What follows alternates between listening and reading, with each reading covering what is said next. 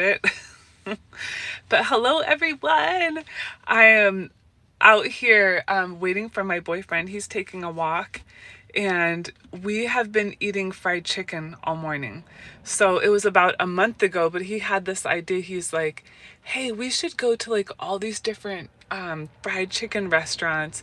We should go like try all the different ones and then rate them all and then get the best fried chicken in Tacoma and from all these places. And so we got through like three different places, and then he said, I don't know, it's like he wanted to go take a walk and I didn't want to take a walk. I wanted to keep eating. But my hair's all wet, so I'm not I can't go take a walk. I step outside to go with him, and I was like, no way. It's too cold cuz my hair is still wet. And it's cold here. Yeah. It's like, I don't know. It was raining earlier. Do you see? Anyway. But yeah, it was a lot of fun today. So we filmed all these different pieces of us going to these places, trying out all the different chicken and talking about which ones were our favorite. So I thought we were going to end up going to 9 different places, but we ended up only going to 3 so far. But I just thought this is so much fun. As witnesses, we didn't have a lot of fun. Like every time that like we had fun, it was so serious. And so that's why I just love hanging out with my boyfriend, because he's so silly. He's so funny. He always cracks me up. He cheers me up when I'm not having a great day. But today's been good. I've been relaxing and resting up and just not doing much. Like, yeah, I'm filming a video, and it's kind of fun, but I'm not really doing much of anything. Just resting. So, how are you this weekend? Oh, hey, Gavin. Um, Thank you. Good to see you. Yeah, so many new people over on Facebook too that I've noticed. Like tons of people have come over. Well, not tons, but lots of names of people wanting to friend me on Facebook. And I haven't really friended many people because I don't really know who everybody is. Yeah. So, yeah, it's good to see everybody. Yeah. Okay. Well, I just wanted to say hello and tell you that we're just doing this video about the fried chicken tour of Tacoma, and we're gonna pick out our favorite fried chicken of the area.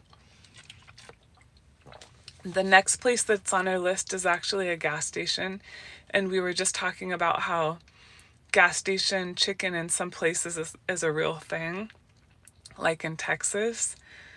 Yeah. Hi, Rise and Inspire. How are you? Yeah, so that's what we're kind of doing for fun. We had been talking about it for a while, but how I can't just take off a day to go drive around and eat fried chicken all day. But actually now I can. I could just do that as one of my days off because I didn't have anything scheduled to do today besides go to work. And I'm not going to work because I'm on medical leave because I won't be able to go see my doctor until December 6th. So right now I'm just kind of taking it easy. Yeah, you doing great? Good to see you. Good to see you. Yeah, thank you. All right, well, uh, yeah, I guess we're just gonna keep on filming this video today. And I don't know, I see some weird stuff going on in the comments. That's what's kind of like tripping me out. Oh, okay. Dink says if I have a Kroger, they have good fried chicken. Okay. That's a good thing to have in mind, because I was telling him, well, we probably should go to KFC because I didn't want to, but all the other fried chicken places in town, it was like a chicken strips or something like that. And we said, no, we want real fried chicken. So that's what we're out here doing today. He's taking a walk. I would love to take a walk with him, but it's so cold. My hair's still wet and I'm not going to go outside. It makes me so cold. I don't like being cold. So, yeah, just having some water in the car. And we went to 3 different fried chicken places today. So we went to Popeye's Chicken. We went to Ezel's Chicken, and then we went to Church's. And so far, Ezel's is at the top of my list. Yeah, and the roll that they had was so good. It was so good. So we're getting like a two-piece with like a one bread or roll or whatever. And yeah, for me, I was like, I didn't even think about the, I know it's supposed to be focused on the chicken, but the biscuit was really good, or the roll. So that's what we're kind of doing, something just kind of fun, just enjoying our day. What are y'all doing this weekend? Fried chicken supremacy. Can't help with your fried chicken dilemma. Yeah, this is what we love to do, not just fried chicken, but we like to go when we travel, all the different like types of food, whatever is their specialty. So when we went up and down the 101 from Washington to California, we were eating a lot of seafood, and you could get it for such a good price up and down the coast. Oh, Sharon, you're in Australia. Ah, cool. I'm so happy you're here with us today. Cool. Yeah, we were eating seafood up and down the coast, but wherever we go, we try to eat whatever is really local, but I don't know, I always get excited about food, and so does he. So, it makes it a lot of fun. So today, I'm filming this thing, but it's different. I mean, but I think it does tie into just us as ex-Jehovah's Witnesses, just having fun and finding fun in like the everyday kind of stuff, just having fun with the everyday things and not taking everything so seriously. So that's something that he's really taught me to do too. Do you have a friend like that you like to have fun with and you can just be silly? Yeah, we're very silly, but we're also super responsible. Yeah. So it's good to see you. But I thought it was a perfect opportunity to pop on here and say hello and see how everybody's doing. Thanks for your support on the video I put up today with Steph and her story of being raised in in the religion and the Jehovah's Witness religion and being lesbian and her experience with being shunned. She's such a cool person, so I hope that you will watch that video and I hope that you'll like it. I felt really proud of myself because that's the first one-on-one that I've done before, and I was like, I don't know, I was sort of critiquing myself like, oh, did I talk too much? Or I hope I asked enough of the right questions, or I hope the message was put across to what we wanted. I just hope people, I don't know, I should probably put a little bit more in the notes about that video because yeah, I think I want to say a little bit more in the notes. I look like an author. Okay. Yeah. All right. Sometimes I get distracted when I read the notes, but yeah, this interview that I did with Stephanie, I hope that you enjoy it, and I hope that you find a little piece of her story in you. I think that's what I definitely know about us telling our stories is that it helps us feel like we're more connected, because somebody might have a totally different life than you, but then they talk about something and you're like, oh, me too, And we don't have to always be connected in all of the things, but we'll find little pieces that we can connect to people. And it's almost like we can see ourselves better. Okay, so Uncle AV says, how does it feel to coach somebody? I mean, it's like conditioning. You give them something, but you're carrying so much with you back. What's the secret? A lot of people have asked me that. Yeah, a lot of people have asked me that, and they're like, wow, how have you been able to do this for so long? And it doesn't, I know a lot of people stop doing it. They stop coaching, and especially witnesses, because it is sort of intense sometimes. But I think the secret is, for me, is that I not only coach other people, but I coach myself first. I was my first client and I still coach myself all the time. And so the way that I do that is I journal every day, and I set a timer for usually about 5 minutes. Sometimes I go longer, but at least 5 minutes. And so I write and just everything, dump it out of my brain, put it on paper. And then I go back through and I look at it, after that 5 minutes is up, and I look at it and I can pick out different things of like, oh, does that sound quite right? Because sometimes getting it all on paper, it's so it's a relief. And then when you go back and you look and you analyze what you wrote, you can really see yourself more clearly. And a lot of times the things that I write, when I go back to look at it, I'm like, really, why do I think that? Why am I having this thought go through my head? So that really helps me a lot. Hi there. um Does that come with an emotional burden that needs to be put off before you take on the next? Yes. Yes. Before I go to coach somebody, I always take some time to coach myself first and get myself sort of grounded and ready, because I can't go into a session if I'm carrying so much stuff on me. So I have to get that all out first before I go in. Oh, Sharon, thank you. You can't be afraid to deal with what comes up. Yeah. Yeah. Okay. The worst thing that's ever going to happen is a feeling that is just actually a vibration in your body. That's the worst thing that's going to happen. And so because I know how to manage that, it's not really going to freak me out. No. Yeah. I'm not afraid of any negative emotions. Oh, okay. Uncle AV. Hey, thanks for asking that. He said, damn, that answer makes sense. Journaling is a great brain dump. Exactly, that's what I call it. A brain dump. Yep. Yep, you just sort of dump it all out on paper, and it's amazing when you read it back and you think, wait a second, am I really thinking that? Like, or wait, is that true? uh, oh, Monica, good to see you.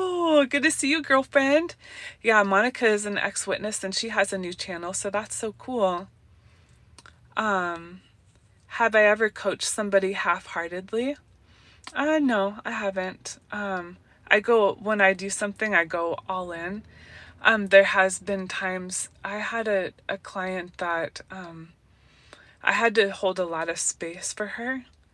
And I remember one time that she was crying. Like, she had gotten to a point where she was crying, and I was, you have to give somebody space. I can't just rush in like, oh, it's okay, or something like that. And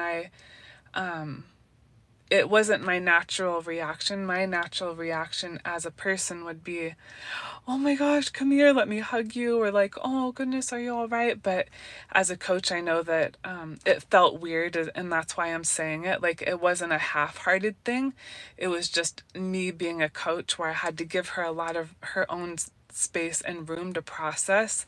And I questioned myself after that. I'm like, oh, should I have done that differently? But instead of for me rushing to her to try to help her cure the feeling that she's feeling, because that's what I would have done if I was rushing to her, I gave her the space to really process that feeling, to really get it out, and be patient with her and not rush her through it, so that that she could see in the end that you can feel sad or upset, and you're gonna be fine. And so that felt kind of weird for me to do. So that, when you said half-hearted, I mean, it just didn't feel like it was my whole heart, because I'm just, as I guess I'm kind of like the mom, or I just have a tender heart. And so for me to give people space like that, it doesn't feel right in the moment, but it is the right thing to do. I'm drinking, oh, I thought he had green tea in here. Sometimes he'll put like a green tea packet. Why am I not? Oh, geez. Okay, let's see. We have to remove some people. Wait.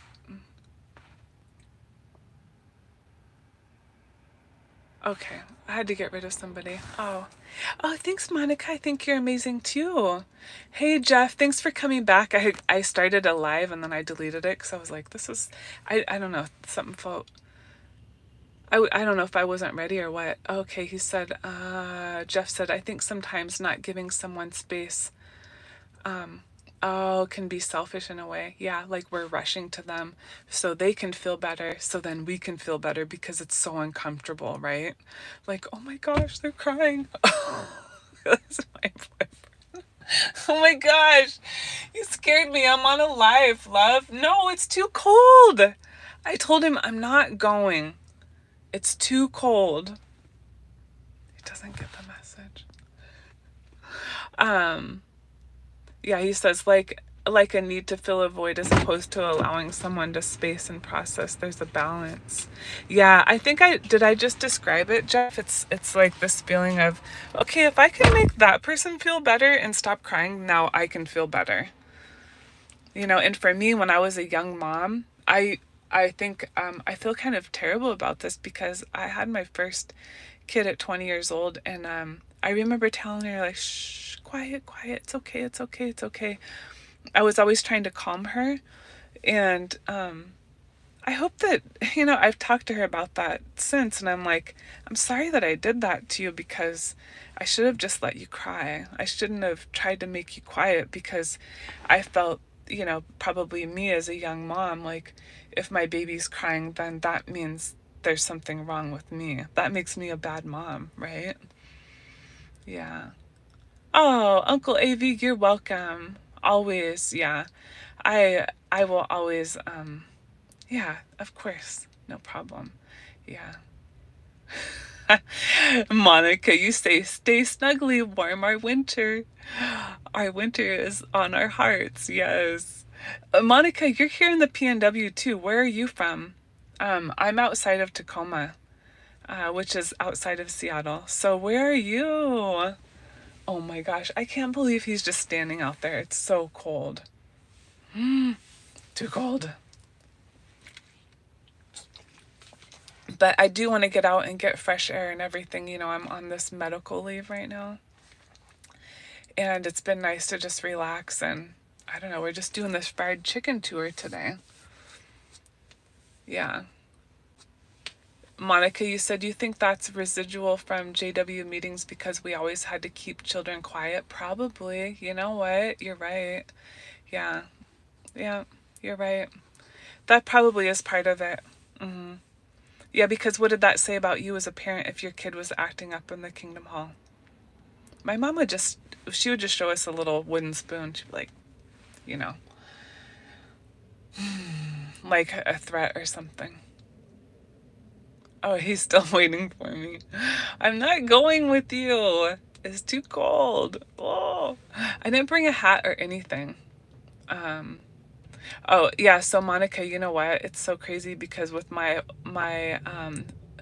teenager that I'm raising right now, because my oldest now, the daughter I told you about, she's 28, but my teenager is 15, and my parenting her was so different. I had grown so much as a person, and now it's even way different because her and I don't know, it's different. Sometimes I'm coaching her, it's different.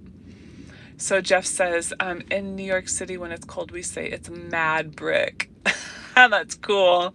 Mad brick. I'll have to tell that to my boyfriend. He would think that was funny. You're teaching the kids the slang. Oh, that's so cool. Okay. Yeah, Uncle, ask one more question. Yeah, Uncle AV, sure. Yeah, ask away. I don't know it. I thought he would come back in, but he didn't. So I don't know. Let's keep talking. Monica, you're from California, but you're on Woodby? Okay, I know where Woodby Island is. Okay, yeah. All right. Got it. Yeah, my boyfriend and I are both from California too. Yeah. I was raised in California and in Washington. My parents were both raised in California their whole life, and my dad moved to Washington because he loved to fish. So he moved out here for the fishing, and then I've always just kind of stayed out here as an adult. Okay. So, great point about kids being quiet at the meetings. When I was an attendant, I had a very uncomfortable experience with that. Oh my gosh, you'll have to tell us about that. How would you tell us about that, Jeff? Oh, we're following each other on Facebook, right? Maybe you could put it, if you're part of my group, I just want to heal and move on, then you could do the story in that group. That'd be so cool. Okay.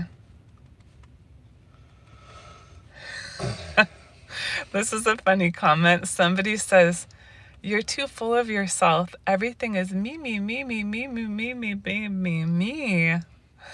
That's so funny. Sometimes when the trolls are out, it just kind of I don't know. It's funny. I just have to laugh because it's not all about me, me, me, me, me, obviously. But obviously it's my channel, so it would be about me. Okay. You'd love a meetup? Me too. Let's do that.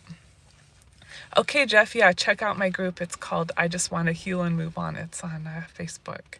Or just friend me on Facebook. Yes, it's all about the me, Monica says. I have to tell you one quick thing before we go. Okay. When I was raised, me growing up, I was very shy. And when I tell people that now, they don't believe me. And especially, I guess, now that I have a YouTube channel and I'm just really putting myself out there. Yeah, I was very shy. Shy can be overcome. Shy is something that's not it's not like in your DNA, right? It's not genetically. You're not genetically shy. It's something you can learn not to do anymore. But being an introvert, now that is something that is just part of your personality, part of your makeup. And so introverted people are just people that recharge when they have time alone. And that's me. So I was shy and introverted, but now I would just call myself an introvert, but definitely not shy anymore.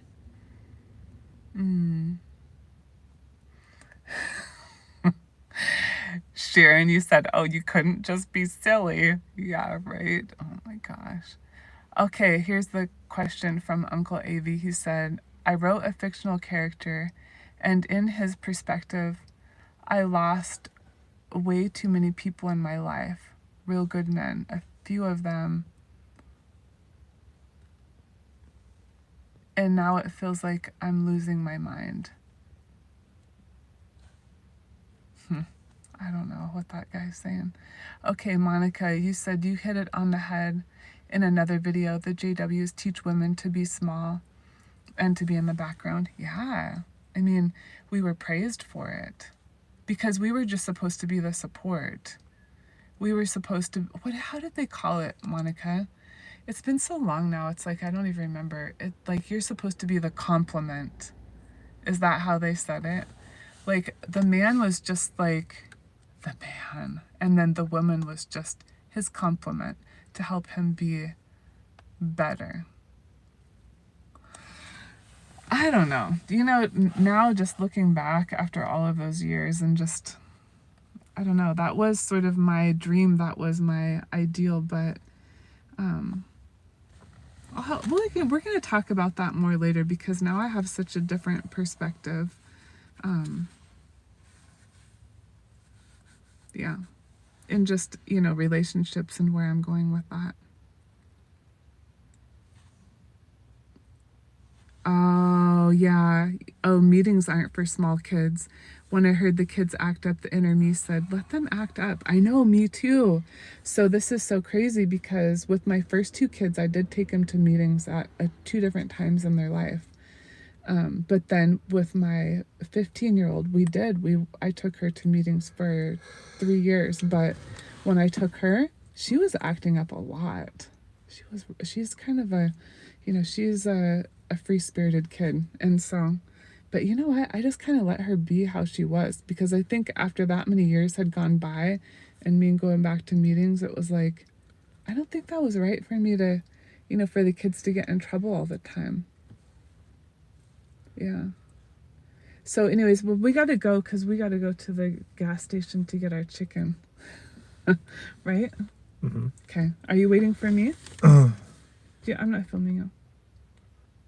Yeah. Okay, you're waiting for me. Yeah. No, Okay. that's good. Well, Okay. I didn't take a walk. It was too cold, but oh yeah, Monica, basically the slave in the marriage with no power of her own. Yeah, and you know, I think I've seen a few good JW marriages, but like who knows, right? Because we always thought it was the ideal, and then like looking back now, it's and talking to more people, it wasn't always it wasn't it wasn't the way that it looked. You know, we may have thought that that was perfect, but it wasn't. Yeah. Yeah. The more you know.